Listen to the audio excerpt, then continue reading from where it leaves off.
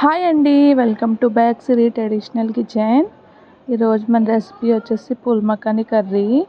మీలో ఎంతమందికి pool makhani curry అంటే ఇష్టమో కమెంట్ చేయండి.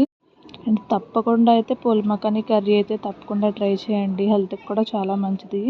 ఇప్పుడైతే ఒక స్పూన్ అయితే ఆయిల్ వేసుకుని ఇంటికి బాగా ఫ్రై అయితే చేసుకోండి. కొంచెం ఒక కలర్ అయితే వచ్చేస్తుంది. అప్పుడు ఒక 4 టీ స్పూన్ ఆయిల్ వేసుకుని ఒక కప్ అయితే ఆనియన్స్ అండ్ 2 పచ్చిమిర్చి యాడ్ చేసుకుని ఫ్రై చేసుకోండి.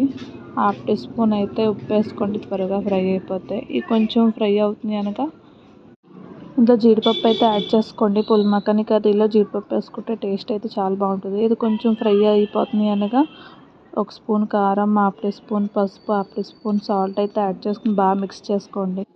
2 నిమిషాలు అయితే ఫ్రై చేసుకోండి. ఇప్పుడైతే ఇది ఫ్రై అయిపోయింది కాబట్టి 1 స్పూన్ మసాలా పేస్ట్ వేసుకుని బాగా మిక్స్ చేసుకోండి.